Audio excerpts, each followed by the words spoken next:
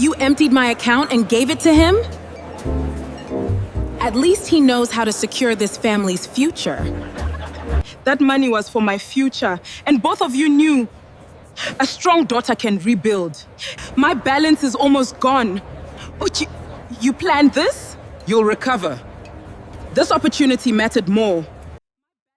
She stood frozen in her radiant golden gown, her phone still glowing with the bank alert, showing that her company account had been drained down to just 312 Namibian dollars. Every cent she had saved for the biggest project of her life was gone. But what chilled her more than the empty account was not the money. It was the silence in her younger brother's eyes.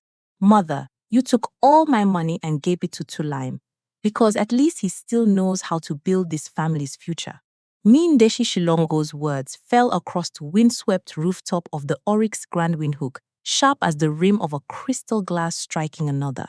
The electric violin was still playing on the small stage, bathed in amber light, but in Nangula Shilongo's ears, every sound seemed to drift away until all she could hear was the pounding of her own heart beneath the satin of her golden yellow gown. Above them, the Windhoek sky had turned deep violet, like a silk cloth stretched across the evening. Below, the city lights scattered like glass beads spilled onto black velvet. The whole scene was so elegant that anyone looking on would have thought this was the night the Shilongo family stepped into a brighter future. And in a way, that was exactly what it had been designed to look like. Across the open-air wooden deck, arrangements of white protea flowers stood in polished copper vases catching the candlelight. The women wore vivid modern Harero-inspired gowns, their wrists stacked with silver bangles, while the men stood in tailored suits with contemporary African print pocket squares. At the center of it all, beneath the illuminated sign for Kalahari Crest Mobility, Tulim Shilongo stores stood beside a row of gleaming luxury SUVs, looking like the cover image of an elite business magazine. His ivory suit made him impossible to miss. His smile carried the easy confidence of someone the world had always seemed willing to forgive. Ndeshi stood beside her son, regal in a royal purple Harero gown with sculpted satin sleeves imported from Cape Town. Her Ojikaiva headpiece was folded with perfect precision, making her look like the matriarch of a family that had never known the taste of lack. She raised a glass of champagne and spoke into the discreet sound system, her voice clear enough to carry through every part of the rooftop. My family has come through years that were not easy, she said, smiling at the hundreds of faces turned toward her. And tonight, I am proud beyond words to witness my son, Tulim Shilongo, becoming the man who will carry this family name into a new era. Applause broke out instantly. Nangula clapped too. No one noticed that her hands had gone cold. She stood near the edge of the main party area beside Sarah Amutenya, dressed in a flowing sunset orange gown embroidered with geometric patterns inspired by the Namib sands at dusk.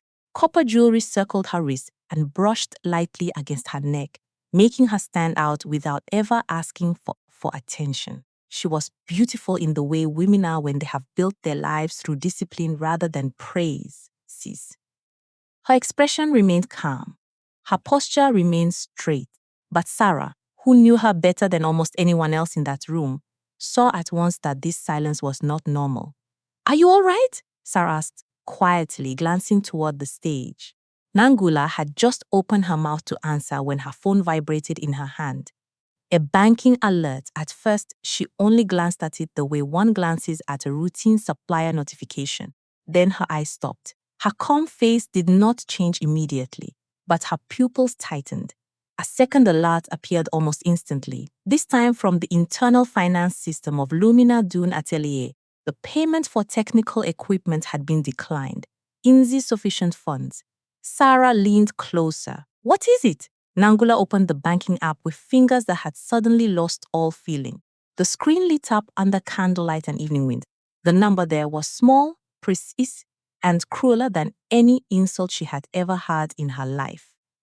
Remaining balance, 312 Namibian dollars. She stared at the screen long enough that Sarah had to move closer. Her friend read the most recent transaction line and inhaled sharply. Outgoing transfers, 786,450 Namibian dollars. Recipient, Kalahari Crest Mobility. Sarah turned to her at once, Nangula.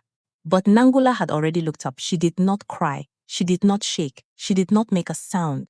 Her gaze moved straight to where her mother was standing, then settled on Tulim, who still held a champagne glass as if tonight were nothing more than a beautiful celebration of success. For one brief moment, she gave her brother a chance.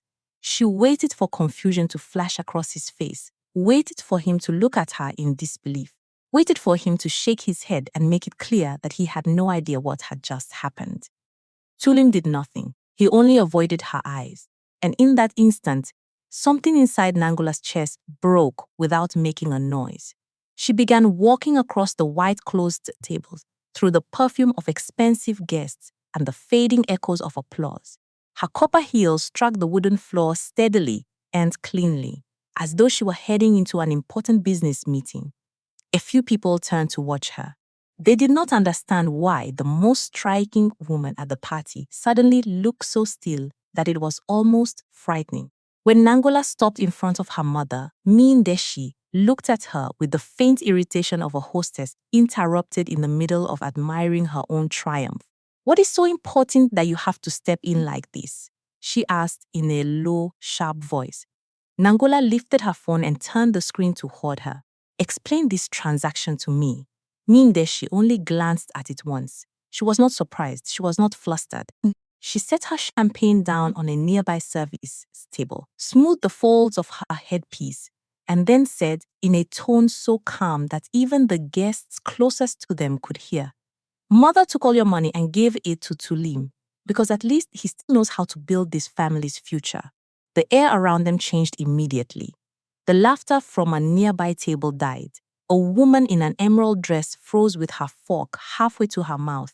A young businessman lowered the phone he had been using to photograph the launch. Even the band seemed to soften instinctively. Nangula heard every single word, not because her mother had shouted them, but because cruelty does not need to be loud to leave someone stunned. "All of it?" Nangula asked. Her voice was low, steady, almost too steady. "You transferred every cent from my account?" She frowned. "Don't use that tone as if your mother is a thief. I did not take it. I invested it in your brother." That was the deposit for the Etosha Pearl project. Nangula looked straight at her. That was equipment money, staff salaries, funds that had already been allocated. "And you can always earn it back," her mother replied instantly, as if she had prepared that answer days ago.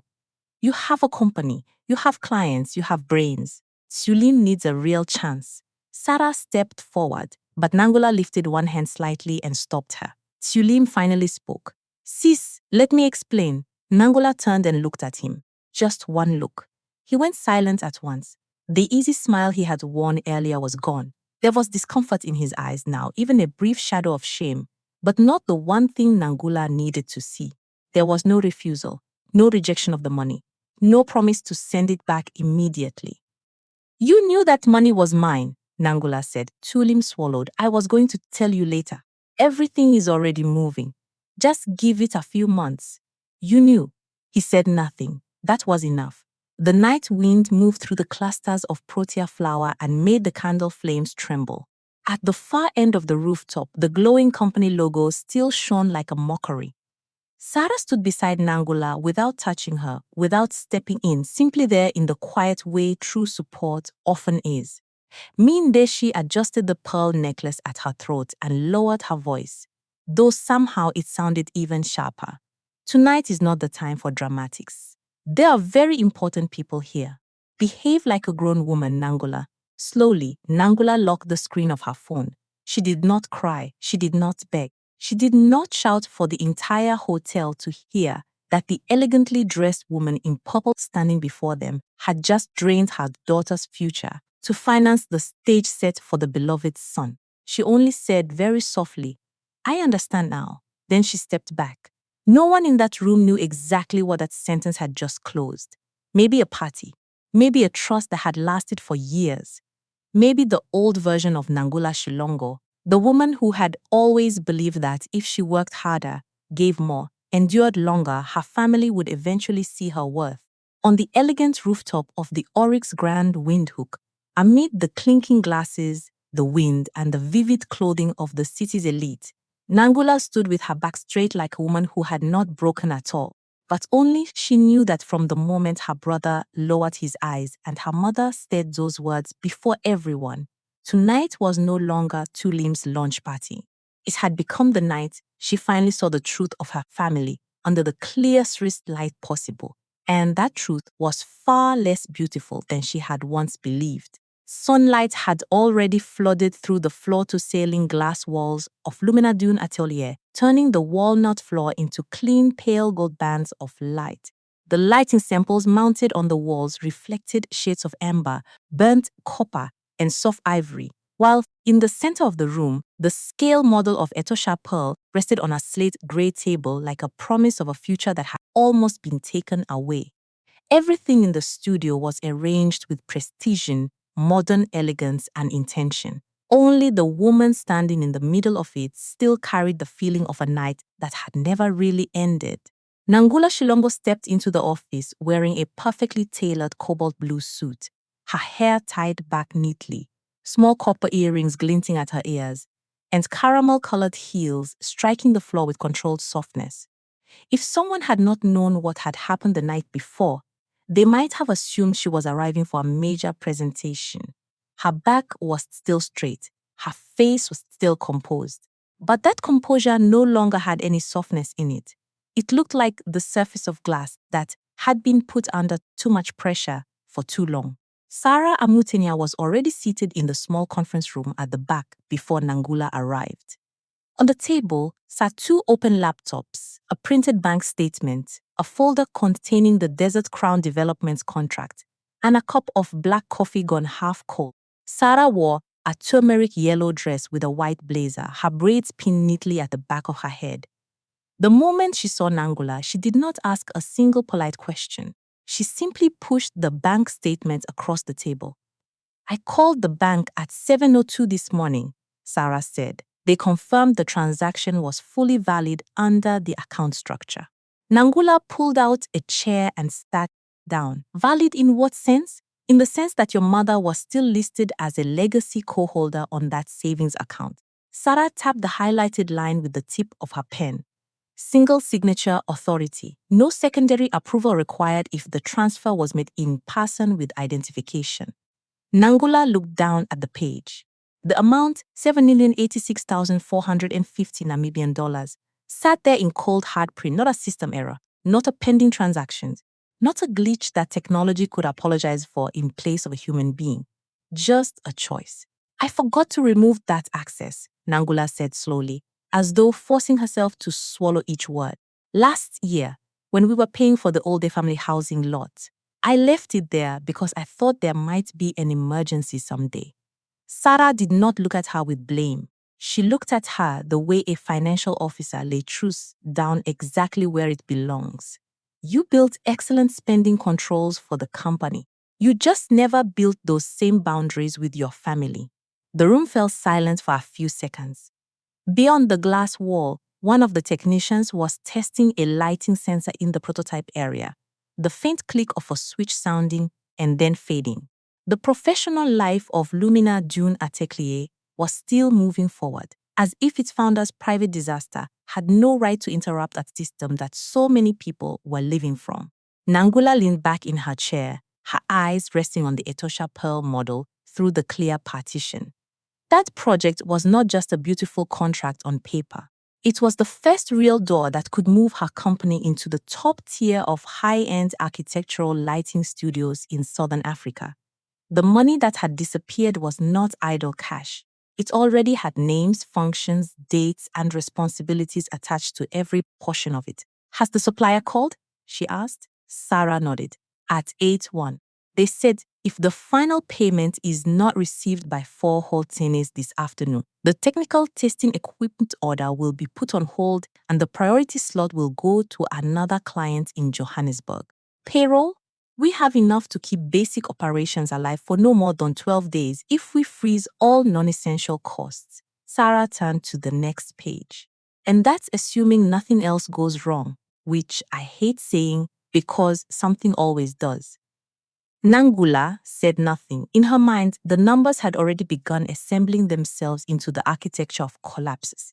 Equipment delayed, testing schedule pushed back, the board doubting execution capacity, staff confidence shaken, Etosha pile slipping through her fingers, while Tulim's luxury vehicles still stood under launch lights, like symbols of a future financed by someone else's destruction. Sarah pulled the Etosha Pearl contract folder closer. There is something else. Desert Crown wants confirmation of the deposit source today. If you say nothing and they discover the money is gone on their own, this stops being a private crisis. It becomes a failure to disclose financial risk. Nangula looked up. I do not want my mother turned into a topic of elite business gossip across Windhoek before noon. It stopped being only about your mother the moment 17 people's salaries became vulnerable because you are still calling this a family secret, Sarah replied. Those people are sitting in this company with lives that depend on what you decide to do next. The words hit the room harder than shouting ever could. Nangula turned her face slightly away and looked towards the material shelf where sandstone samples and untreated copper had been arranged in neat rows. She had spent years building a workplace where talent mattered more than family name, Watis Nespatim, where discipline ranked above performance, and where women did not have to sound smaller just to make men comfortable. She had always imagined that if risk ever came for her, it would come through the market, through clients, or through technical failure in the work itself. She had never imagined it would arrive wearing a purple Herrero gown, stand beneath a luxury hotel's roofed lights, and tell her that her brother mattered more than her future. What do you want me to do? Nangula asked, her voice lower now. First, remove every remaining access points, Sarah said, pushing a prepared authorization form toward her. Personal accounts, business accounts, investments, everything. Nangula looked at the paper but did not pick it up immediately. I never thought I would have to do this to my mother. And your mother probably never thought she would one day see her daughter as an emergency reserve fund, Sarah said. Then she paused. But she did. Last night made that very clear. A receptionist knocked on the conference room door and stepped in with an overnight courier envelope from Cape Town. On the top edge, a red label read, Urgent Financial Confirmation. The sight of it alone seemed to pull another layer of air out of the room. Nangula opened it. The contents were brief, polite, and utterly without sympathy. Final confirmation requested regarding payment capacity. Without it, the order would be delayed indefinitely. She folded the letter again with extreme care. When she was young, her father had once told her that there were two kinds of pain in life. The kind that came from lack and the kind that came from betrayal. Lack exhausted a person. Betrayal changed the way they looked at the world. Sitting in that bright, modern conference room she had built with her own hands, Nangula finally understood that he had been right. What was suffocating her was not only the missing money. It was the fact that the people who had done this knew exactly how the damage would fall on her and chose it anyway. Sarah lowered her voice. Let me ask you this honestly, Nangula. If you stay silent today and keep waiting, what exactly are you protecting? Nangula did not answer at once. She thought of Mindeshi in her purple gown, spine straight and eyes cold. Thought of Tulim looking away from her in front of hundreds of guests. Thought of the villa in Klein Windhoek, of family dinners where she had always been the one covering what no one named out loud. Thought of all the years in which the simple phrase, "we are family," had been enough to make her step back and let someone else take the room. Then she thought of Maria in materials, who had just made the first payment on her apartment last month. Thought of Petros, the lighting engineer who had turned down an offer in Dubai to stay with the company. Thought of 17 people trusting that if they worked well, they would be paid fairly and not dragged into the private failures of the founder's family. No, Nangula said at last, very quietly. I cannot let them pay for this. Sarah slid a black fountain pen across the table, then signed. The access revocation order lay between them, simple and clean and merciless. Just a few legal lines, just one signature. But it was the thing Nangula had avoided for years because signing it meant admitting that her trust had been placed in the wrong hands. She picked up the pen. Her hand did not shake. Her name appeared on the paper clearly, strongly, and sharply Nangala Shilongo. One signature closed more than an access point. It closed the old habit of calling endless self-sacrifice love. Sarah gathered the form and exhaled slowly, like someone who had been waiting for a door to shut. I'll send it now and schedule the meeting with Desert Crown, Nangula said. Not for this afternoon. This morning, I'm telling them first. Sarah looked at her for a few seconds, then nodded. All right. Nangula stood and walked out of the conference room. Beyond the glass, her office still looked bright, expensive, and impeccable enough to belong in an architecture magazine.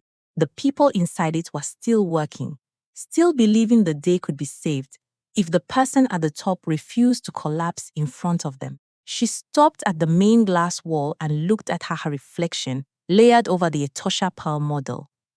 For the first time in her life, Nangula understood that loving family did not mean giving them permanent access to every door in her life. Some doors, if you do not lock them yourself, will not only cost you money, they will cost you your peace. The Shilongo family villa in Klein Windhoek glowed beneath honeycut wall lighting, beautiful enough to make any outsider believe that nothing inside it had ever cracked. The tall glass windows reflected a meticulously trimmed garden. The long ebony dining table was dressed with a rust-red hand-embroidered runner, and the scent of roasted lamb with rosemary drifted through the air, like an invitation to an elegant family dinner. On the walls hung framed photographs Sam's collected over the years. Weddings, graduations, luxury vacations, smiling portraits preserved with such care that they almost suggested happiness could be made real if it only looked polished enough.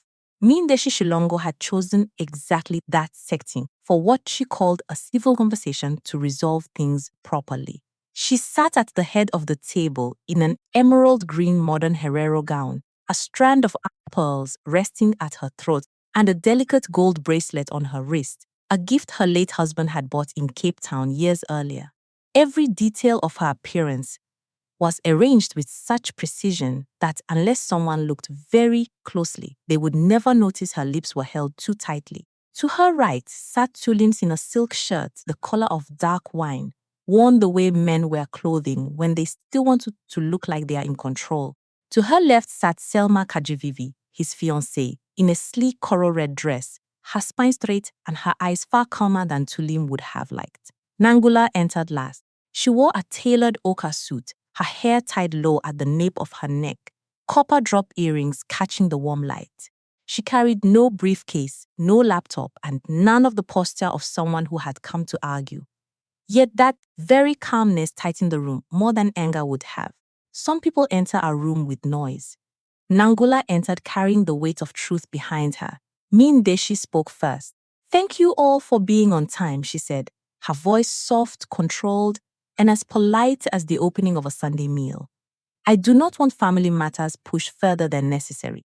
We are sitting down today to settle this discreetly." Nangula pulled out a chair and sat opposite her mother. "I'm listening." Tulaim laced his fingers together on the table and attempted a smile meant to smooth over what could no longer be smoothed. "Sis, first of all, I know you're angry and you have every right to be, but things are not nearly as bad as you think." Nangula looked at him without interrupting. That silence made Tusim speak faster, as if he understood that if he paused too long, everything he was standing on would collapse beneath him. "That money isn't gone," he said. "It's moving through the company. Incoming cash is close. Everything just needs a little more time to settle." Mother and I both thought that if you looked at the bigger picture, "The bigger picture?" Nangula repeated. Tulim stopped. "Does the bigger picture include using my project deposit without asking me a single question?" Mindeshi stepped in before her son had to answer for himself. "Nangula, do not begin like this. I did not call you here to listen to you turn your brother into a criminal. I am not turning him into anything," Nangula said, placing her hands lightly on the table. "I am calling what happened by its name." Mindeshi drew in a measured breath and pulled a set of papers toward herself from a black leather folder. Fine. Then let her speak with documents so nobody has to rely on feelings. She opened the folder and removed a printed statement. This is a declaration confirming that the money transferred to Kalahari Crest Mobility was a voluntary family investment. If you sign this, Tulim will not run into trouble over his capital records, the company will keep moving, and our family's reputation will not be dragged into disgrace. Selma turned her head ever so slightly toward Tulim. Nangula did not touch the paper.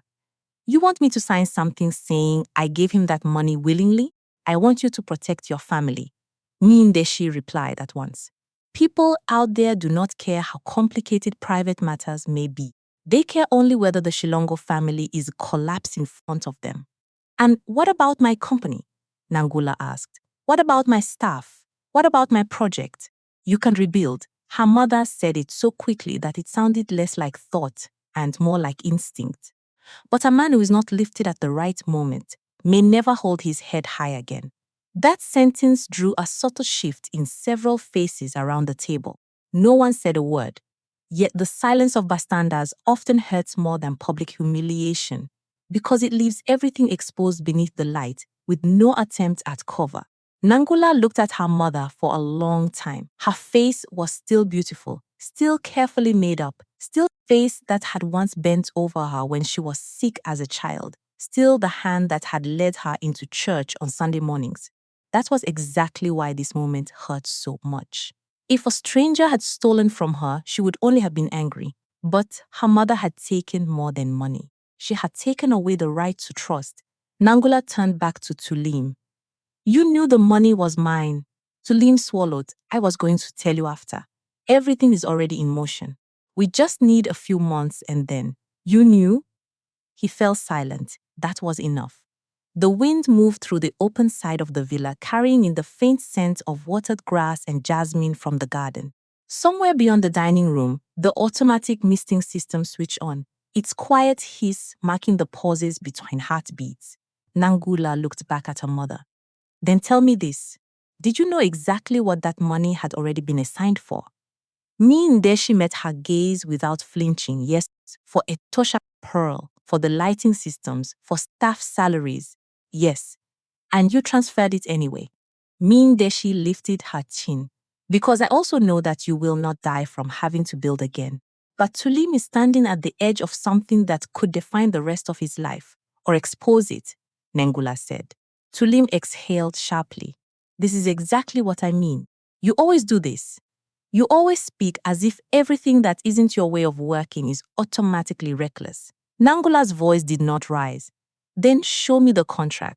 Tulim blinked. What? The contract? She repeated. The signed contract, not a presentation deck, not an email thread, not a promise. The actual contract. He looked toward his mother. Ndeshi looked back at him for one brief second, long enough for Selma to catch it. Then Tulim leaned down, opened his leather case, and pulled out a slim folder. He placed it on the table. Here, nothing is as bad as you're trying to make it sound. Nangula picked it up. It was not a contract. It was a letter of intent, printed on expensive paper, stamped beautifully and written in the sort of polished business language that sounds far more solid than it actually is. It expressed interest, future possibilities, strategic alignment, and a willingness to continue discussions upon fulfillment of certain conditions. It contained no binding payment terms, no guaranteed revenue, no enforceable execution clause, just a promise dressed in formal wear. Nangula set it back down. This is not a contract. Tulim leaned back in his chair, trying to wear irritation like confidence. You always make everything heavier than it needs to be. In business, things move in steps. This is a pre-signing stage. At what stage is my money? Nangula asked. Tulim's jaw tightened. Ndeshi's tone sharpened. Do not speak to your brother like that. I am speaking as someone whose entire savings were taken and who is now being asked to sign a lie in the name of family dignity. Selma finally spoke, her voice quiet but clear. Tulim, I want to see the insurance confirmation for the fleet and the transport permit records attached to the capital file. Tulim turned to her as though she had touched the one place he never expected anyone to reach.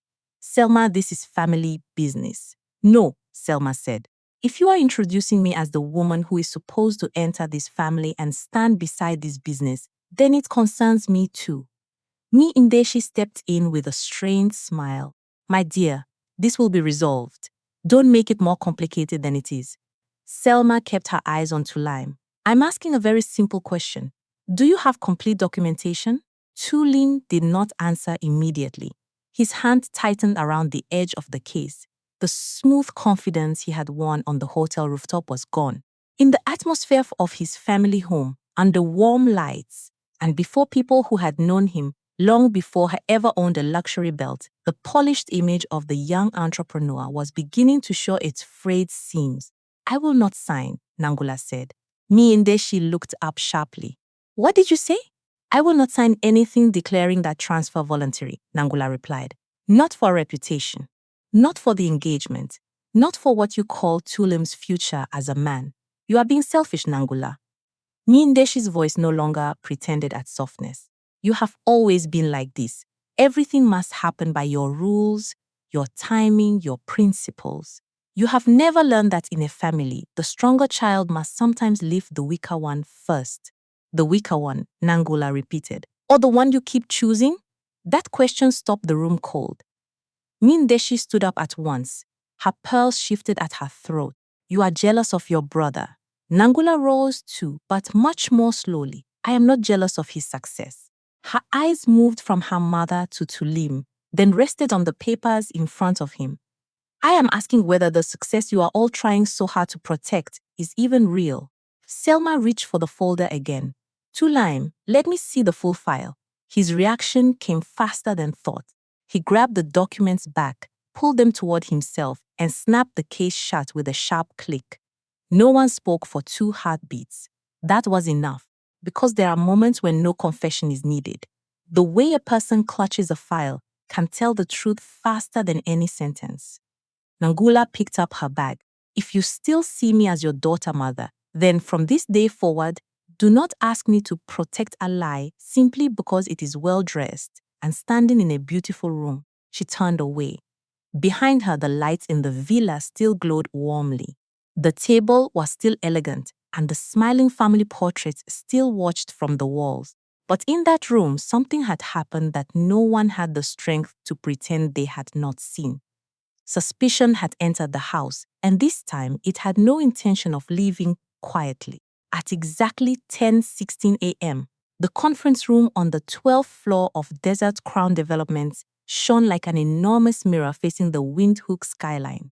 Through the clear glass walls, the city stretched out clean, dry, and calm beneath the pale blue Namibian sky, as if no life anywhere could possibly be breaking apart over a single family signature. Inside the room, the long walnut table reflected crystal water glasses, thin screens, and the perfectly tailored suits of the executives seated around it. From the scent of cedarwood perfume to the quiet touch of pens against paper and the way everyone placed their phones face down on the polished surface, everything carried the silent luxury of places that speak only in money, data, and credibility. Nangula Shilongo entered that room, wearing a brick red shweshwe suit cut with exact precision at the shoulders, an ivory blouse beneath it, and dark brown leather heels. She was not dressed like a woman coming to beg for another chance. She was dressed like someone to determine what she had built over years of labor. Only today, the thing that needed defending was no longer just a design or a lighting concept. It was her own professional dignity. Sarah walked beside her, carrying a laptop and a black document folder, her olive green dress under a cream blazer making her look like a blade wrapped in silk.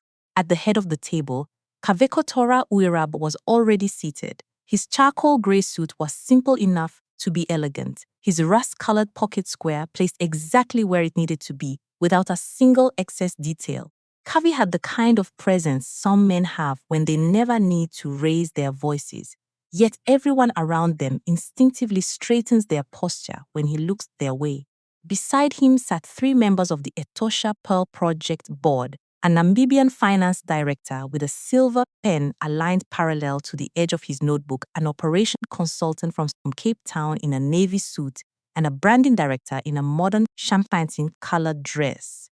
wearing a copper necklace that echoed the desert luxury aesthetic the resort wanted to embody. All of them were polite. None of them smiled. None of them offered sympathy too soon. It was the kind of room where people understood that pity was not part of the budget, Miss Shilongo, the finance director, said first, his voice as flat and controlled as the table before him. Thank you for coming earlier than scheduled. I understand you wish to update us directly regarding the deposit. Nangula sat down and placed the folder in front of her, her fingertips resting briefly on the leather cover before letting go. Yes, I'm here to inform you directly that the deposit Lumina June Etele intended to place for the project is no longer sitting in the account we originally designated.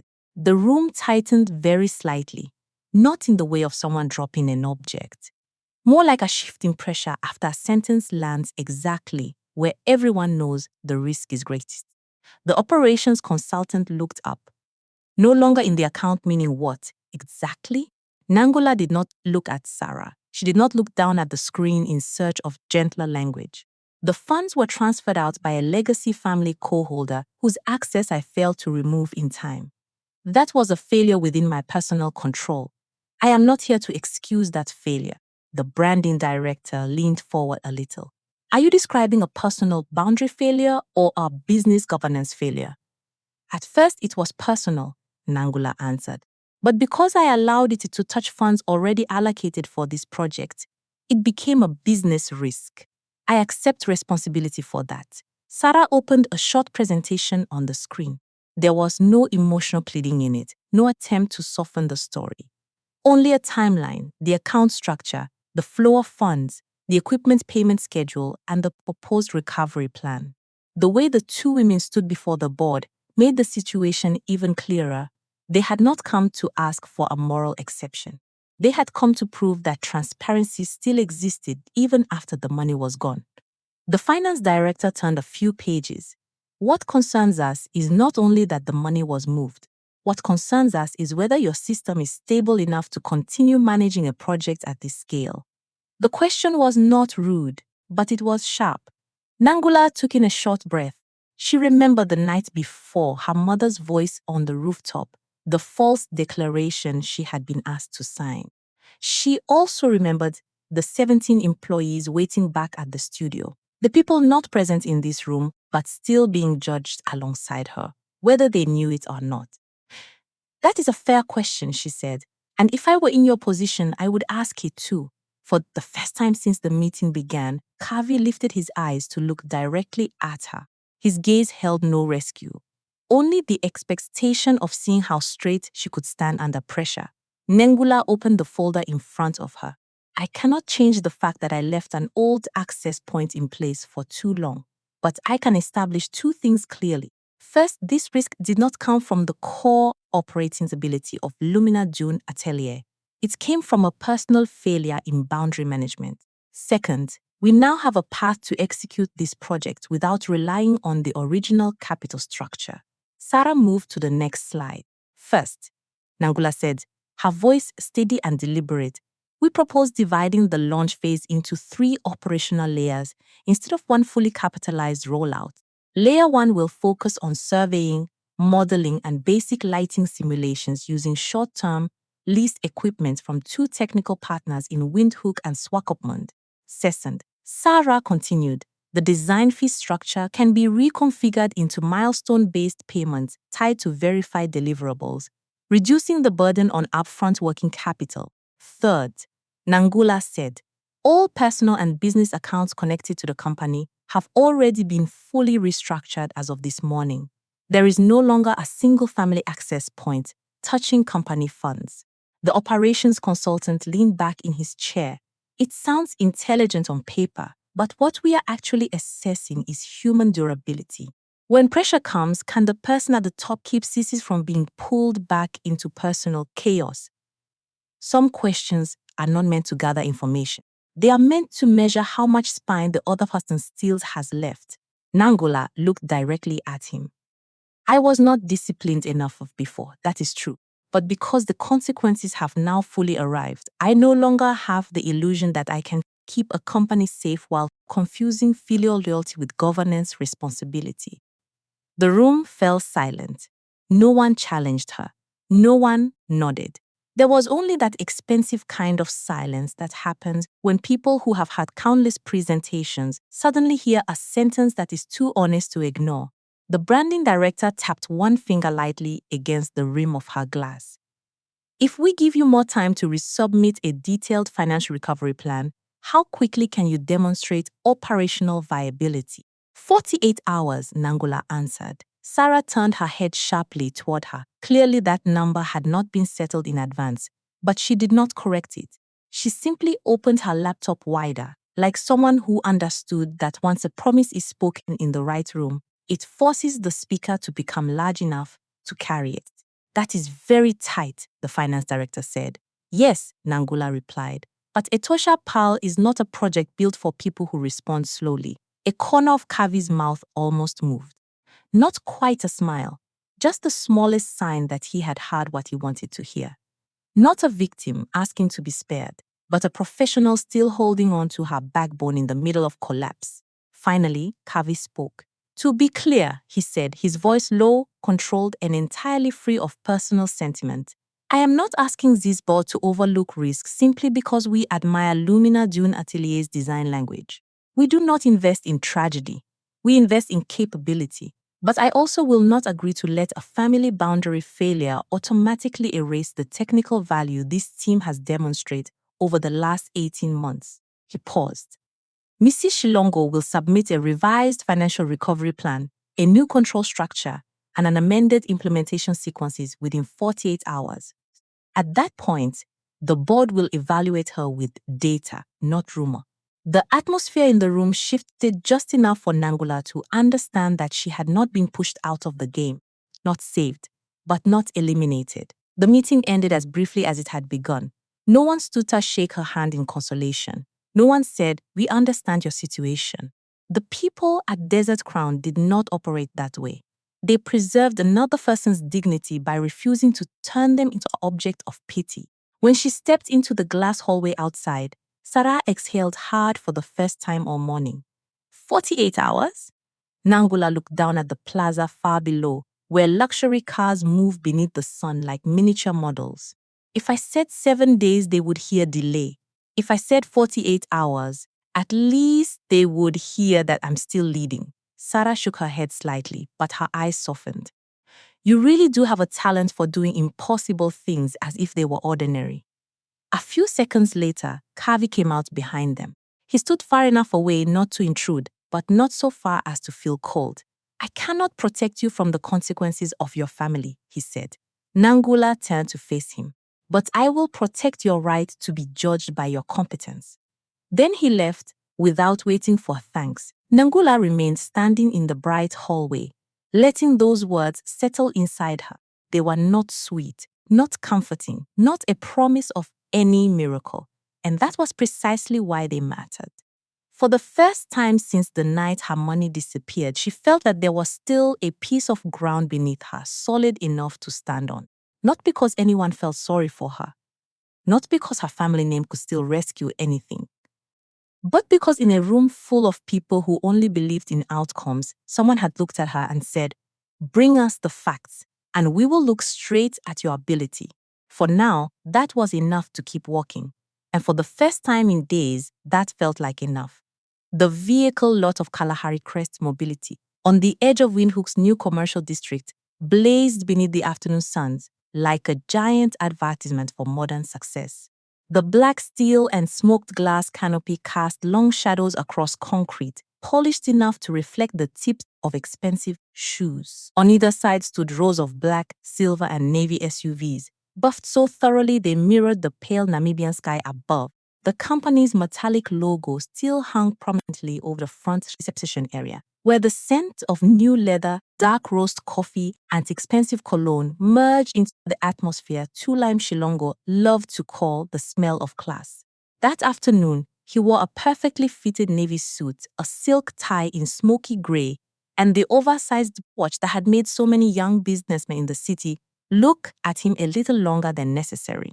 From a distance, no one would have guessed that the man standing there was balanced on a floor, beginning to rot beneath him.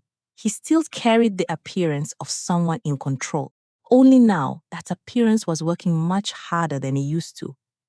Selma Kachiji stepped into the lot with a slow, straight-backed walk, her coral red dress cutting across the steel-black surroundings like a warning line. She no longer wore the social smile of a woman about to marry into a wealthy family.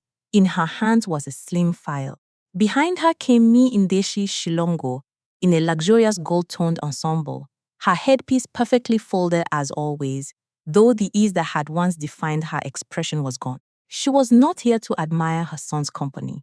She was here to reclaim something slipping out of her hands that she still had not fully dared to name. Tulim spread his arms as though everything were just a small misunderstanding that could still be repaired with the right tone of voice and a well-shaped explanation. Selma, you came at the perfect time, he said. I was just about to call you. There are a few small adjustments needed on the North Fleet, but overall things are still fine. Everyone has simply been overreacting these last few days. Selma stopped in front of him. Fine to what extent? Tulaim smiled a little too easily. You know how business works. There are always short-term disruptions. But the high-end tourist flow this season is strong. Once the southern contract closes, show me that contract. Selma cut in. Tulim blinked quickly, just once, but Mindeshi saw it, and for one brief second, even she fell silent, long enough for the air beneath the canopy to seem to draw tighter. I already showed you the letter of intent, Tulim answered, still smiling, though the smile never reached his eyes. You work in risk management at a bank. You know how pre-signing processes work. Selma opened the file in her hand. Yes, I understand exactly how they work, which is precisely why I know what you showed me was not a contract. It was not a payment guarantee either, and it certainly was not a legal foundation for using your sister's money as matching capital. Tulim pulled out the nearest chair and lowered his voice in the tone of a man trying to preserve everyone's dignity before it collapsed. Selma, don't say these things out on the floor. Would you prefer I said them in your house? She asked. Where your mother can call it a family misunderstanding. Or at my bank, where it would be called something more accurate. Min Deshti stepped forward. My dear, be careful with your words. No one here is a fraud. Selma turned to her, polite but unmoving. I did not use that word, mother. I only asked why a company displaying millions of Namibian dollars worth of luxury vehicles cannot produce binding contracts, complete transport permits, and full fleet insurance documentation. Mindeshi pressed her lips together. Some things are still in process. Selma nodded once and turned to the next page in her file. Yes, and some things are already complete. For example, the payment invoice for the launch party, the office lease priced above market value, the invoice for the watch he is wearing, her eyes lowered to Tulaim's wrist, and the repayment made to an old broker in Walvis Bay. Tulim's face changed for the first time. Where did you get those? He asked. You think I work in credit risk and don't know how to follow money trails? Selma replied. You used part of Nangula's money to settle old debts, to stage a polished image of success, and to make this company look stable before it had actually learned how to stand. Mindeshi turned toward her son. Tulim, what is she talking about with the watch? It was part of the image budget, he said quickly. In this industry, people buy into trust before they buy the service. If I look small, no one signs. And if you look successful using someone else's money, what exactly is that called? Selma asked. Tulim moved closer to her, lowering his voice into the pleading softness he only used when he genuinely felt his control slipping away. Selma, listen to me. I know I didn't handle some things perfectly, but I am not some useless man like everyone is suddenly trying to make me out to be. I just need a little more time. Once cash starts coming in, I'll pay everything back. You knew that money belonged to your sister from the beginning, Selma said. That is the part I cannot walk past. A hot gust of wind swept through the lot, carrying fine dust in from the road beyond. It skimmed the glass panels, the glossy surfaces of the SUVs, and the faces of the three people standing in the middle of what Tulaim still called his future. In that moment, even Mindeshi could no longer look at her son and still see only the image of a rising young businessman. She was beginning to see the cracks. Not huge ones, but deep enough to hear collapse approaching. Right then, a white technical retrieval truck rolled through the main gate. The side carried the logo of the distributor from Pretoria. Two men in gray uniforms stepped down, holding an inventory board and a digital tablet. They did not move like guests. They moved like men arriving to take back property that still belonged to their employer. Tulime turned sharply. What is this? The recovery supervisor glanced down at his tablet and answered in the flat professional tone of someone who had no emotional stake in another man's humiliation. Under the terms of your payment agreement, the final installment was not completed on schedule. We have been instructed to recover 7 vehicles whose ownership transfer has not been finalized. That can't happen today, Tulim said, trying to smile. There's just a banking delay. I'm handling it. We received our directive this morning, the man replied. If you wish to dispute it, you can contact legal. For now, the vehicles must be removed. What followed happened slowly enough to feel merciless. A black SUV was unlocked first, its engine turning over before it reversed out of place. Then the second, then the third. The low rumble of engines echoed beneath the steel canopy like hammer blows, striking directly against the polished shell of the image Tulim had built. Empty spaces began appearing along the road that had been arranged to look full, powerful, and secure. Empty spaces always tell the truth faster than decoration. Ndeshi stood frozen, fingers tightening around the handle of her bag until the knuckles paled. She had believed the money from Nangula was simply being shifted from one hand to another in order to lift her son's future. But as each vehicle was driven away in front of her, she understood for the first time that some investments are really just ways of extending illusion for a few more weeks using someone else's real sacrifice. Selma slowly removed her engagement ring.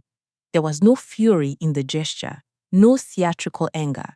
She placed it on the glass reception counter, where the late afternoon light struck the stone once, made it flash briefly, and then fall quiet.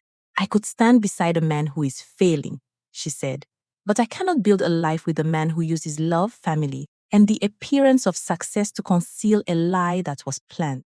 Tulim stared at the ring as if it were the last object in the world that might still save him from having to face himself. Selma, you can't leave now. She looked at him for a long moment. This is exactly when I must.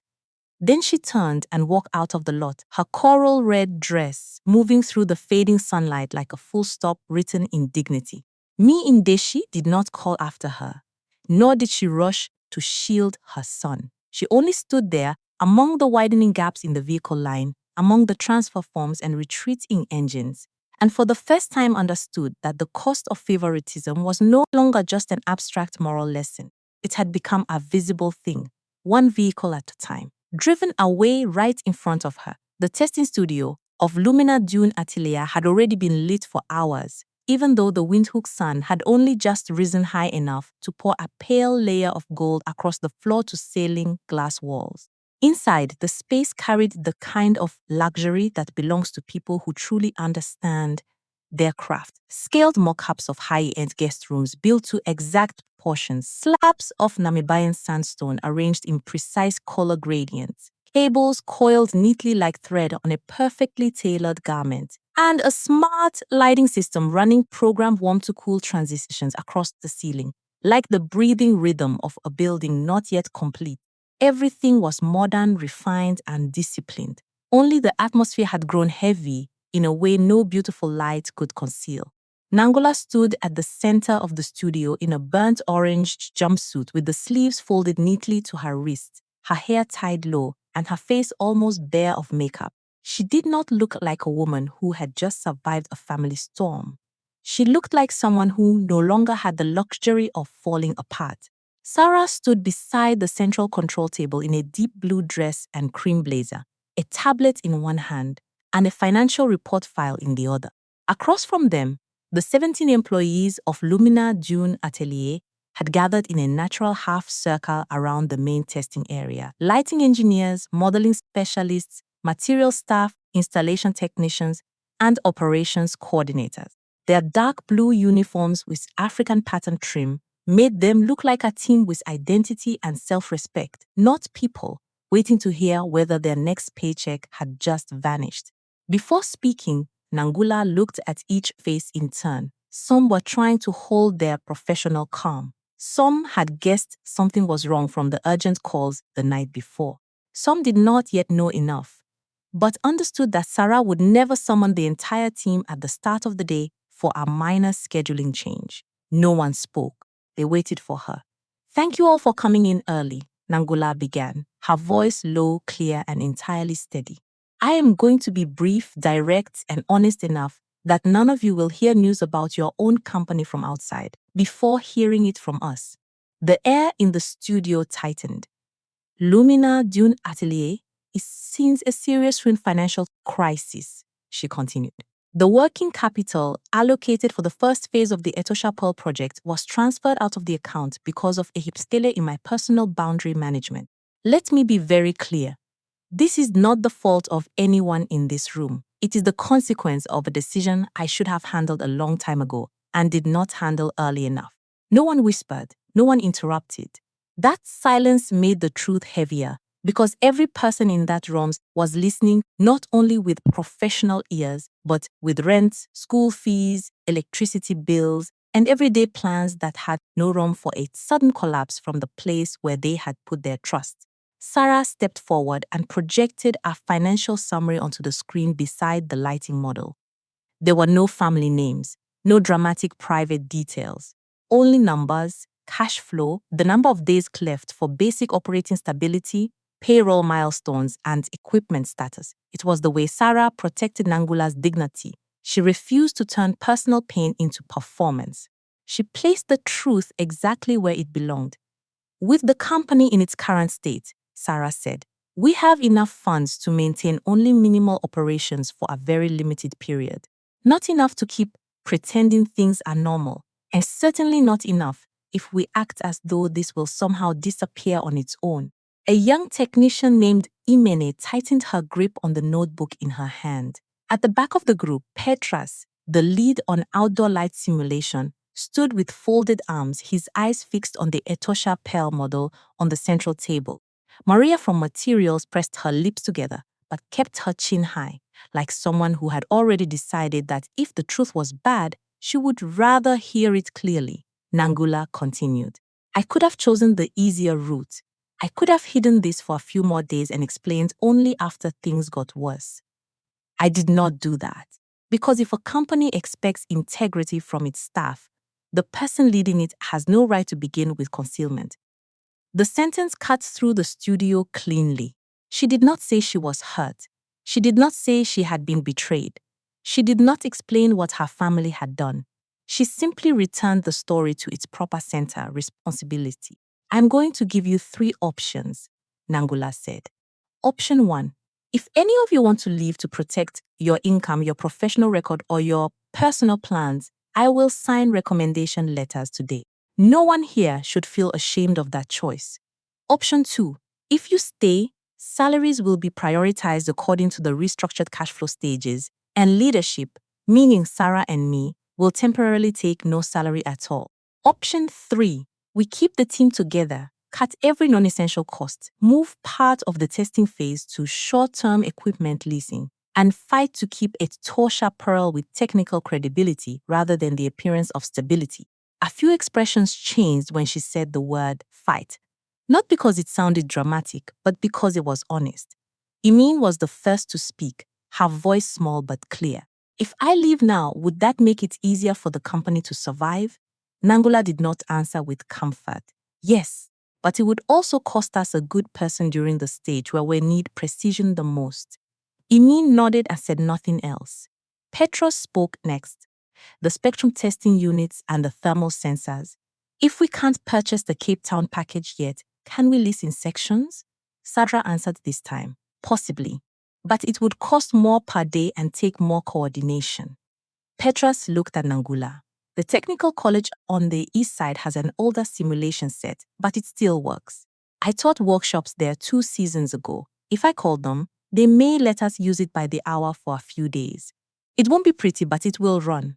Nangula looked at him for a few seconds, as though his sentence had just opened a thin line of light inside a room that had been growing harder to breathe in. If you can secure that, we'll rebuild the process around it. Maria raised her hand, the gesture strangely formal for a morning like this. Our copper and finish supplier in Swakopmund still owes us flexibility on one delayed payment. Last time their shipment was late, we helped them. I can call. On the left side of the group, one of the modeling specialists said he had a friend at our partner studio with a handheld color testing unit. Another said he could take extra evening shifts to reduce outsourced labor costs. Ideas began appearing one after another, not loudly, but steadily, like a system thought dead, suddenly revealing current still running somewhere inside it. Nangula listened to each of them without interrupting too soon. What hurt her most that morning was not only that the company was short on money, it was that these people, who were not tied to her by blood, were respond to crisis with more responsibility than the family who had caused it. Sarah glanced down at the spreadsheet, then looked up again. If we can piece together 3 complete temporary equipment sources, cut early stage image marketing, and delay some non-critical purchases, we can build a minimum viable path that keeps the Pret alive. A short silence moved through the studio. Then Petra said what many of them were likely thinking but had not yet dared to say out loud. We're staying. Not I'm staying. We're staying. Nangula lifted her eyes. Her face remained composed, but for the first time that morning, something appeared in her gaze that was more fragile than steel. Not weakness, just the expression of someone who had carried too much alone for too long and had suddenly realized that not everyone would look away when things became difficult. Don't make that decision out of pity for me, she said. Maria answered immediately, her tone level but firm. No one here is staying out of pity. We are staying because of the way this company was built, Ernst. Because if the person at the top is brave enough to tell the truth before being forced to, then this place is still worth believing in. That sentence changed the silence in the room. It was no longer heavy, it was deep. Nangula stepped closer to the Etosha Pearl model, resting her fingertips on the edge of the stone table where the test light was moving from desert gold into moonwhite. Then, let me be clear one last time, she said. I'm not promising anything easy. I'm not promising that no one will have to work harder. I'm not even promising that this company's reputation will not be tested again. But I am promising one thing. From today onward, no one in this team will be made to carry the consequences of private dishonesty hidden behind the word family. Sarah exhaled softly, as if she too had been waiting to hear that spoken aloud. The meeting did not end in applause, slogans, or a dramatic wave of encouragement. People moved quickly back into action, calling contacts, arranging equipment access, checking technical compatibility, revising timelines. The testing studio returned to its working rhythm, but the rhythm had changed. There was no longer any illusion that things were fine. There was only a team that knew exactly where it stood and still chose to remain there. Nangula stayed beside the model table after everyone else had dispersed. Through the tall glass walls, the windhoek sun had now fully risen, pouring light across copper, stone, and glass surfaces throughout the studio. Beautiful light had always possessed one quality she loved most. It never hid imperfections. It simply showed people what a surface truly was. That morning, her company had become the same. No longer beautiful in the way perfection is beautiful, but still real enough to survive. The main lobby of Marula Crest Windhoek glowed under the kind of honey-colored light that high society adores because it makes everything appear softer than it really is. Crystal chandeliers stretched overhead like frozen strands of rain, white protea and bird of paradise. Arrangements stood in polished copper pedestals, and long sand gold drapes framed the towering glass panels, giving the space an elegance calculated down to every last angle. This was where the Windhoek Women Entrepreneurs Council held its private monthly meetings, the kind of place where reputation was worn like jewelry and, at times, quietly taken off. Mindeshi Shilongo entered the lobby in a ruby red Herero gown, tailored in an updated silhouette from imported silk. The shoulders sharp, her Ojikaiva headpiece folded to perfection. She had chosen a cream pearl necklace, a slim gold watch, and polished brown leather heels without a single mark on them. Everything was right, too right. Because when people feel something slipping out of their hands, the first thing they usually cling to is surface. From the entrance to the reception table, Ndeshi could already feel that the atmosphere had changed. Women who would normally rise to embrace her only nodded. One longtime acquaintance lowered her gaze to her phone with exaggerated busyness the moment Ndeshi approached. Two younger members speaking beside a large floral arrangement dropped their voices the instant she passed. No one was rude, no one pointed. But in rooms like this, polite coldness always hurts more than open gossip because it means the story has already traveled far enough that no one feels the need to verify it anymore. Ndeshi sat in the familiar chair reserved for her at the round table of the temporary executive board. Before her lay a silvered name card, a glass of lemon water, a leather notebook embossed with the council emblem, and a neatly clipped of meeting materials. Everything looked just like every other month, only for the first time in years no longer felt as though the chair belonged to her naturally. To her left sat Helena Morozvi, the owner of a luxury interiors chain who had worked with Ndeshi's fashion boutique many times before. To her right sat Martha Kambonde, a woman she had long considered one of her most reliable allies in the council. Both smiled with perfect politeness, but smiles never reached their eyes. The meeting began right on time. The acting chairwoman of the council, Rehabim Chivikua, rose beneath the warm lighting and opened with the usual items. The Young Entrepreneurs Mentorship Program, an update on the Women's Startup Fund, a partnership schedule with a regional bank. Her voice was calm and measured, giving no outward sign that anyone was about to be pushed against a wall. That calmness only made Ndeshi more tense. She knew this kind of poise. It always arrived just before people did what they believed righteousness required. When the main reporting concluded, Rehabim set down her last page, lifted her eyes, and said, "Before we close, the council must address its standards of transparency and representative integrity." The atmosphere changed instantly. No one spoke, no one moved much, but the room seemed to pull inward in one short breath. Ndeshi folded her hands neatly on the table. "If this concerns me, I'd like to hear it directly." "It does," Rehabim replied. "Over the last 3 days, the council has received several documents related to Kalahari Crest Mobility, including a payment recovery file from a vehicle distributor, an insurance-side legal note, and an informal clarification from a development partner previously in discussion with Ms. Nangula Shilongo. Her daughter's name, spoken in the middle of that elegant hotel lobby, sounded like a crack opening across thick glass. These documents, Rehabim continued, indicate that the capital used to stage Kalahari Crest Mobility's initial appearance of operation originated from savings belonging to Ms. Nangula Shilongo, and that those funds were transferred out by you without her actual consent. Ndeshi kept her back straight. That is a family matter, not misconduct on the part of this council. Rehabim nodded as if she had expected precisely that answer.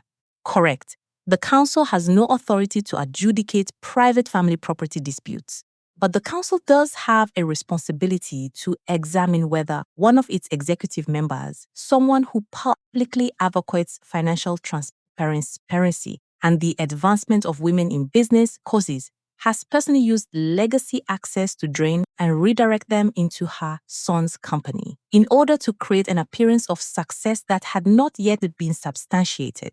No one interrupted. No one came to her rescue. Ndeshi became suddenly aware of the soft hum of the air conditioning, louder now than it had seemed before.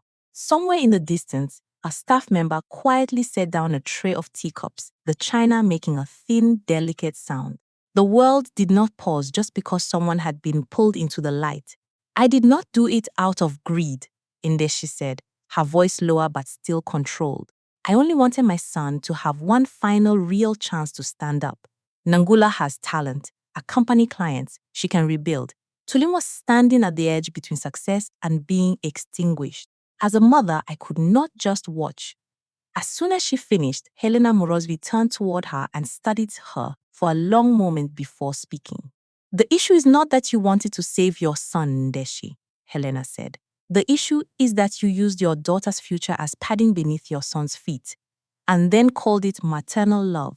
Several of faces around the table shifted ever so slightly, as though Helena had spoken the one sentence everyone had been waiting for someone else to say first.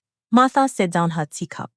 "I used to admire the way you spoke about strong women, about daughters deserving to be built up just as much as sons. But in your own home, you treated Nangula's capacity to endure as if it were a resource you could withdraw from at any time." Ndeshi felt her throat begin to dry. She had prepared many explanations during the drive to the hotel, that this was a misunderstanding, that the money would be returned, that the situation was being distorted by outsiders, that the council should separate family conflict from public reputation. But sitting before women who had once welcomed her as an equal and were now looking at her with composed disappointment, she suddenly understood that every defense sounded thin. Rehabim pushed a document forward across the table. "The council's proposal is that you step back from your executive position for 6 months. This is not expulsion. It is not public humiliation. But it is a necessary withdrawal until the first meaningful repayments are made and the matter is more clearly resolved." "Step back from my position," Ndeshi repeated. Yes, just one short word. Yet for a woman who had lived so many years through influence, it was enough to make the whole lobby feel tilted beneath her. 6 months. In circles like hers, 6 months was enough time for someone else to move into the center, enough for invitations to cool, enough for people who once called seeking advice to start dialing someone else. Reputation is not always stolen in one violent blow. Sometimes it is simply drawn out of a life thread by thread until, by the time you notice, the seam is already failing. "Has no one in this room ever been wrong?" Ndeshi asked, her gaze traveling from face to face. "Has no one here ever favored family? Has no one ever done something unpleasant to keep a household from falling apart?" No one answered immediately. Then Helena spoke again, slowly enough that each word landed by hand. "Perhaps everyone has done wrong at some point, but not everyone calls a daughter sacrifice duty while calling every reckless gamble of a son his future." That sentence kept Ndeshi from looking back up at the table. She looked instead at her own hands, carefully maintained fingers, nails polished in a tasteful dark shade, her wedding ring still in place, proof of the life she had once built through discipline and pride. She thought of the rooftop night when she had told Nangula she could always earn it back. At the time, she had believed that was reasonable. She had even thought herself stronger than her daughter by forcing her to face reality. But here, beneath soft hotel lights and in front of women who understood all too well the cost of building a place in the business world, that reasoning suddenly stood naked as an old bias dressed in elegant language. She signed the withdrawal record near the end of the meeting. No one forced her. No one held her hand. No one sighed in pity. That was what made it hurt. When the meeting adjourned, several women still greeted her politely. But now their politeness was no longer warm. It felt more like the hotel's automatic glass doors, still opening, but only enough to let someone pass through, never enough to make them feel welcomed. Ndeshi left Marula Crest as the late afternoon light had already shifted toward pale copper. The car took her back through the clean roads of Klein Windhoek, past showroom glass, past rooftop restaurants beginning to glow for another evening. The city remained beautiful. Order continued.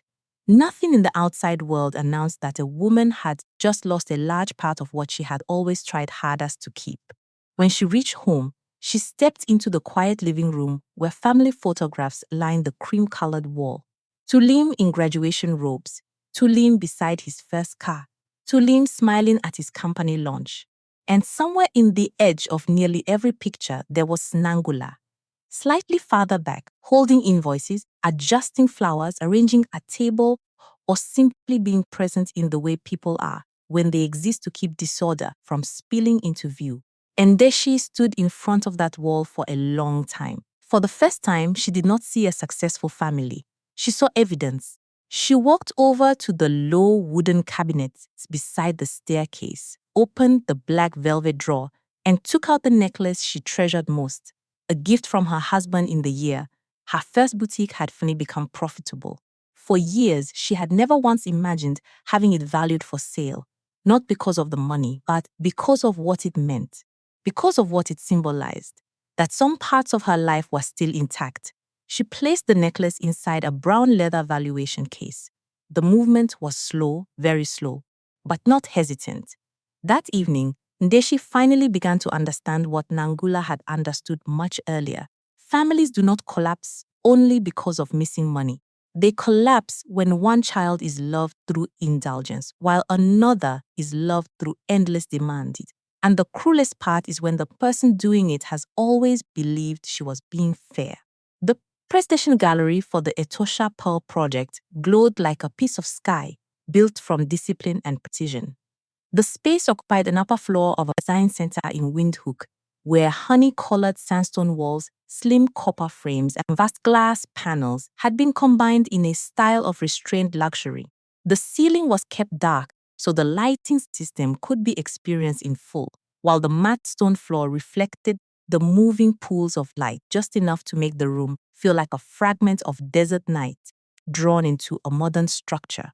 Model arcade trees, stone forms inspired by the Namib, and a simulated pool surface created a setting that felt both expensive and deeply still. Everything here had been designed to silence the noise of ordinary life until only beauty remained, seen in its truest form.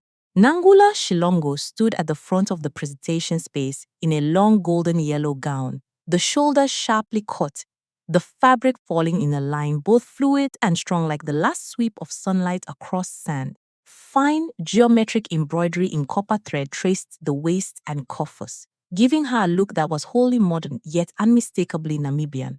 Sarah stood half a step away in a deep teal dress, holding the tablet that contained the full test data, while farther back Kavekotora Uirab watched in a simple black suit with a rust-colored pocket square.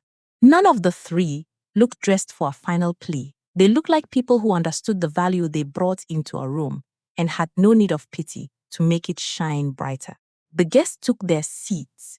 The Desert Crown Developments Board was present in full, along with Etosha Pearl's operations representative, the Conservation Advisory Team, a consultant for premium guest experience, and 2 strategic investors. Some had heard rumors about Lumina Dune Italia's financial crisis. Some may have known more than rumors. But in this room, under carefully calibrated light, no one was allowed to make a decision based on gossip. Either they would see competence or they would not. At the far end of the room, near a sandstone column, Ndeshi Shilongo entered more quietly than she ever had before. She was not dressed in ruby or royal purple the way she usually chose. Tonight, she wore a more muted modern Herero gown in smoky violet, with fewer jewels, not so much out of humility, as because she no longer had the strength to let appearance drown out the noise inside her. She stayed back from the front row, not rushing forward, not searching for anyone to greet at length. A woman who had once entered every room with the certainty of belonging was, for the first time, learning how to stand at the edge and watch. When the clock reached exactly 8:14 p.m., Nangula began. She did not open with her story. She did not mention her mother. She did not mention her brother. She offered no fragment of personal tragedy to soften the room. She began with light. Etosha Pearl does not need a lighting system to make this place look more expensive, she said, her voice low, clear, and measured enough to make people listen. Etosha Pearl needs a lighting system that knows when to step back, so that the Namibian night sky remains the most luxurious thing a guest takes home. That single line made 2 board members lift their eyes from their notes. Sarah touched the central control panel lightly. The room shifted from technical white reference light into a warm dusk palette. The sandstone elements in the model deepened into amber-toned layers. The simulated water caught light without glaring, and the pathways around the pool glowed at a level that guided the eye without injuring the darkness around them. Nangula moved slowly from one point of the model to the next. Most high-end resorts across Africa make the same mistake, she said. They try to prove luxury through brightness. We chose to prove luxury through restraint. On the screen to the right, energy consumption data appeared beside the lighting map for each zone. Pathways, pool area, guest suites, observation lounge, and the protected nightscape perimeter. Everything was clean, clear, and precise. No theatrics, no decorative nonsense. Every number seemed to say that beauty too could be audited. One of the investors leaned forward. If you reduce the light this much, do you risk losing the premium feel? Nangula shook her head. Premium is not seeing more. Premium is seeing exactly what should be seen without being disturbed by the rest. Sarah moved to the second simulation. The nightscape star scenario shifted to the guest's stargazing mode. The ceiling darkened further, the secondary lighting pulled back, and only low guiding lines of gold remained close to the floor, threading the space like stitched light. On the rear glass surface, the simulated star field deepened until even the skeptical members of the room were forced into silence for a few seconds. Nothing in it was showy, but everything in it was controlled by knowledge. Nangula continued with thermal efficiency data, 3-year maintenance projections, estimated energy reduction, modular replacement capacity, and the system's ecological impact on the night environment. She did not sound like an artist defending her ego. She sounded like a woman who had been underestimated enough times to know that when the decisive moment finally came, only the solidity of the work itself would remain beside her. From the middle row, Kavi sat without moving, his eyes fixed on the final simulation mode. He did not need to nod for anyone to understand that what was happening in front of them was real quality. His silence said enough. When the live testing section began, one board member requested to see the transition sequence between the arrival zone and the private rest area.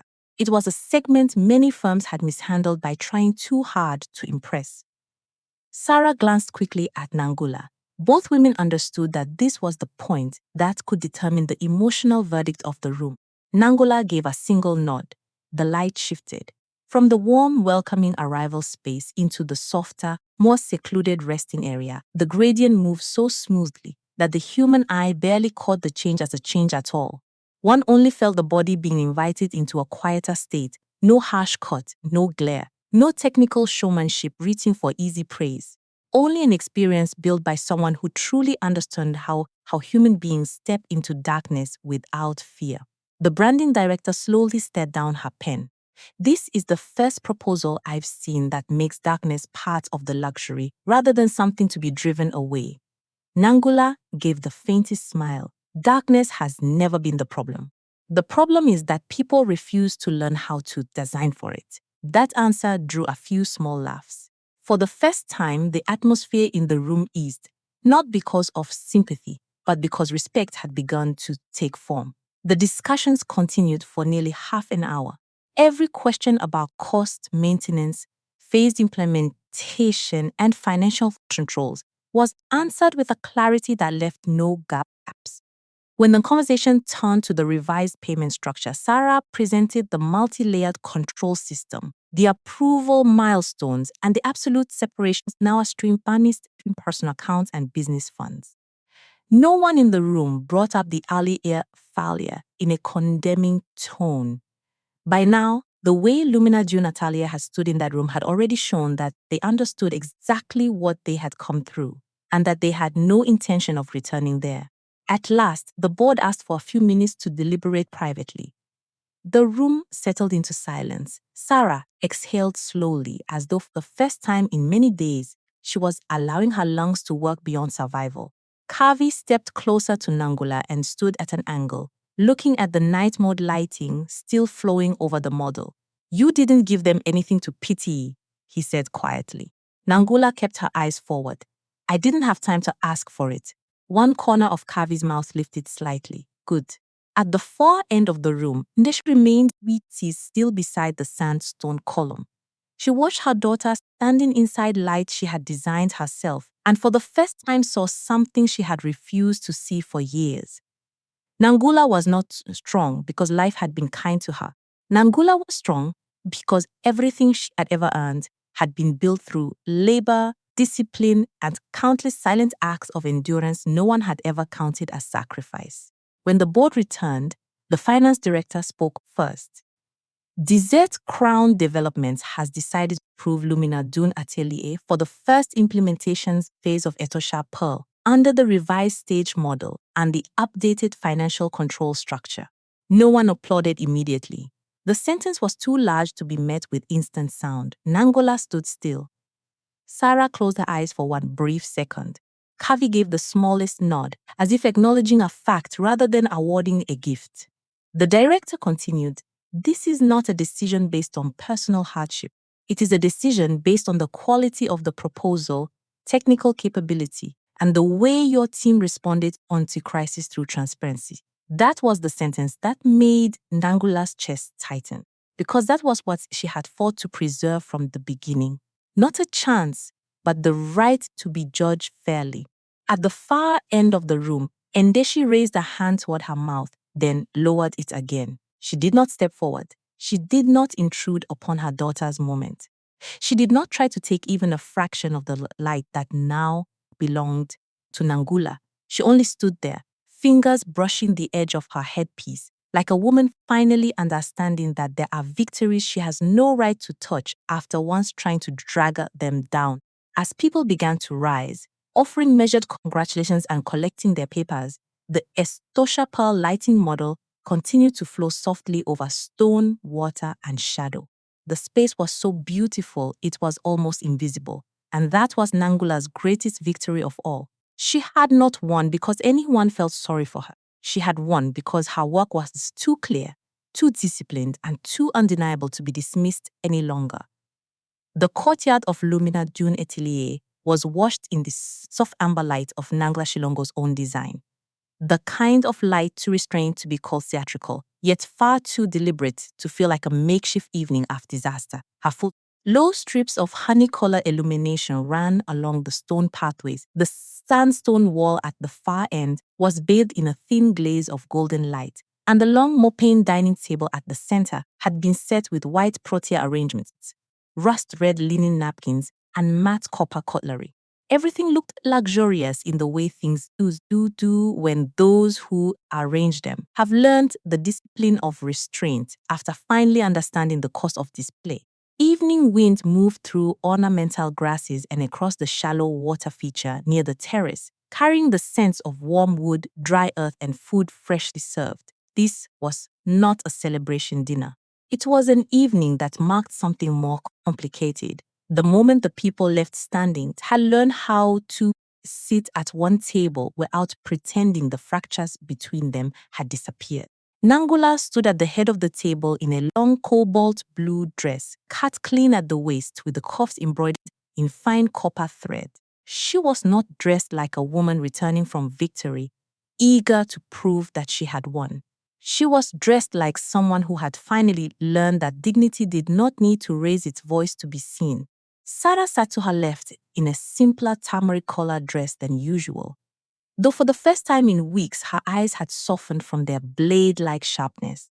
A few of Lumina Dune Atelier's key staff had been present early in the evening, mostly to toast the activations of Etosha Pearl's first phase, and then they left before the hardest part of the night began.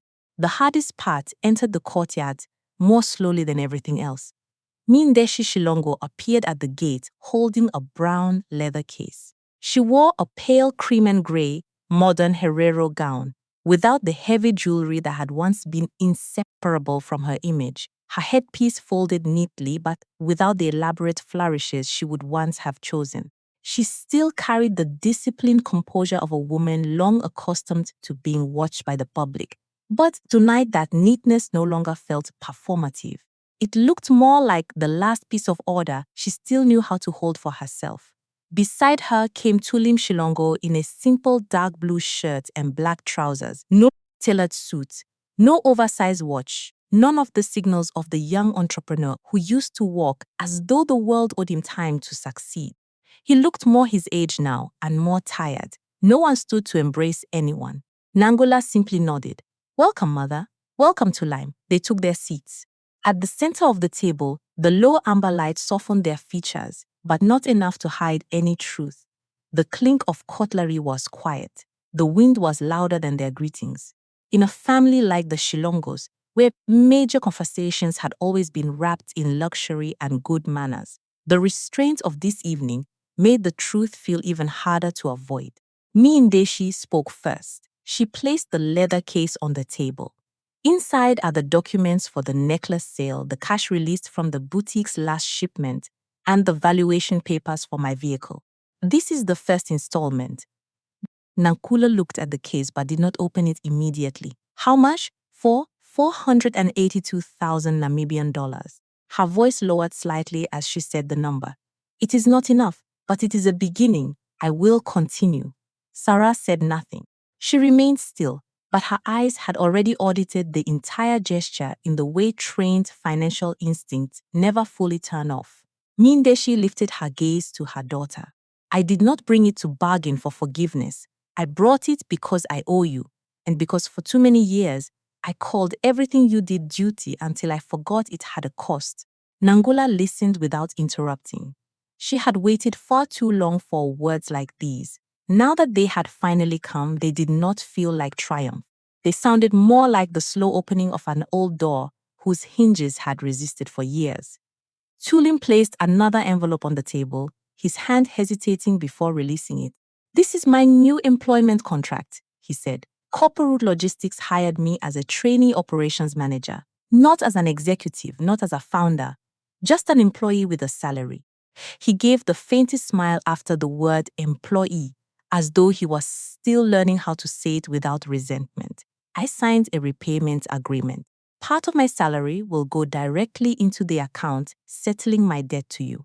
I also turned over all remaining paperwork connected to the vehicles that were never truly owned by the company. Nangula studied her brother for a long time. His face still held some of its old appeal, but for the first time since the story had begun, there was something in his eyes that had always been missing before. Not ambition, shame that had finally learned how to stay still. I used to think you had everything more easily than I did, Tulim said, his voice lower and more uneven than usual. I thought because you were good at what you did. Money came to you, respect came to you, opportunities came to you. I never saw the part where you did hard things nobody even thought to thank you for. I only saw the results and resented them. He paused, looking down at his own hands. I also thought that if I became successful fast enough, everything would justify itself. I didn't understand that success stitched together with someone else's money will always split open in the end. No one rushed to save him from his own confession with a soft "it's all right." That was one of the most important changes. For years in this family, Tulim had always been forgiven before he was made to understand what he had done. Tonight, no one did that for him. Nangula opened the leather case, glanced through the documents, and then closed it again. I hear your apology, mother, and I hear Tulim's as well. She placed both hands lightly on the table, her gaze calm but no longer soft. But I'm going to say three things very clearly because from now on this family will not be built on one person's assumed sacrifice. Ndeshi raised her head. Tulim did the same. First Nangula said, no one in this family will ever again have access to my accounts, not my personal accounts, not my investments, not my company. That will never return. She paused. Second, I will not repay anyone else's debt again.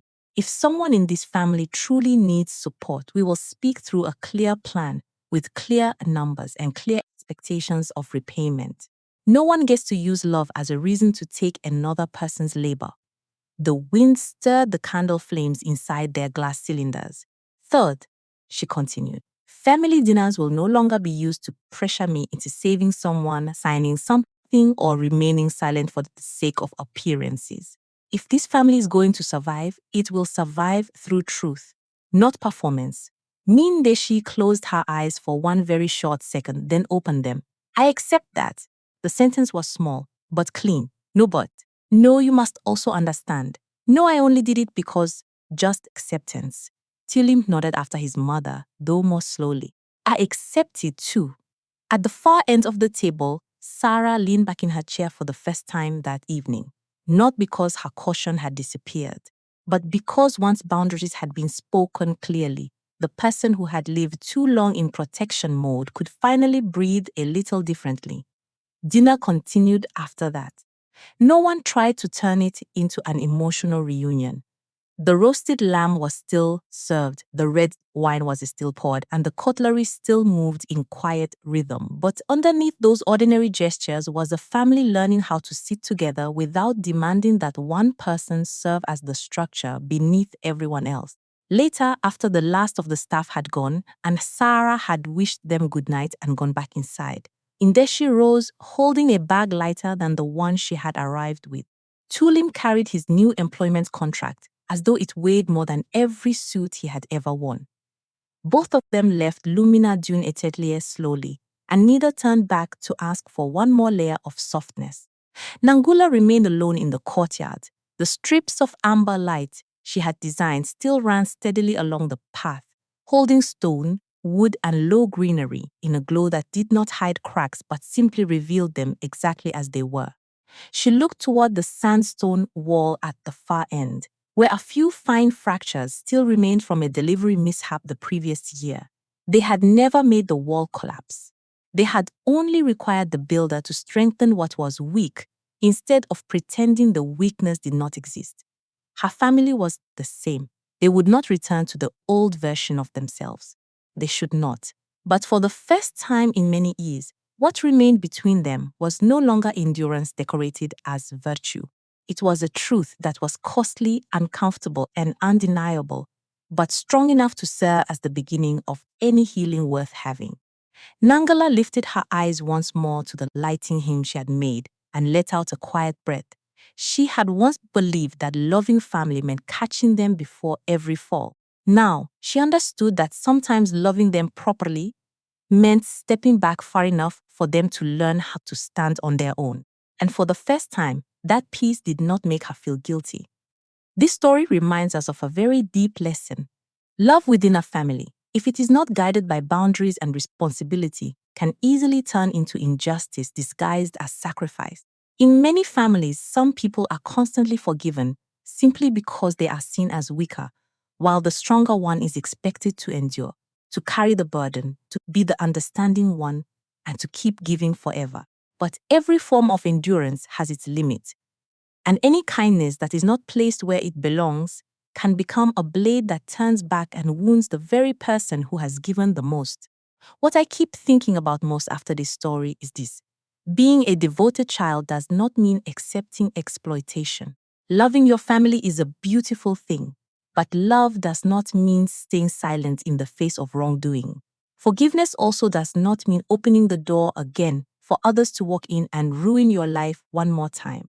Sometimes, true maturity is not about continuing to rescue people. It is about having the courage to set boundaries so they are forced to take responsibility for their own choices. I also believe that real success is not found in revenge or in proving to others that you are right. Real success is when a person keeps their dignity, stands firm through their own ability, and refuses to let pain turn them into someone bitter. That is the kind of strength that truly lasts. If you have ever had to quietly carry too much for your family, remember this. Your value is not measured by how much you can sacrifice, but by whether you know how to protect yourself at the right time. What do you think about this story? If you were Nangula, would you forgive your mother and younger brother?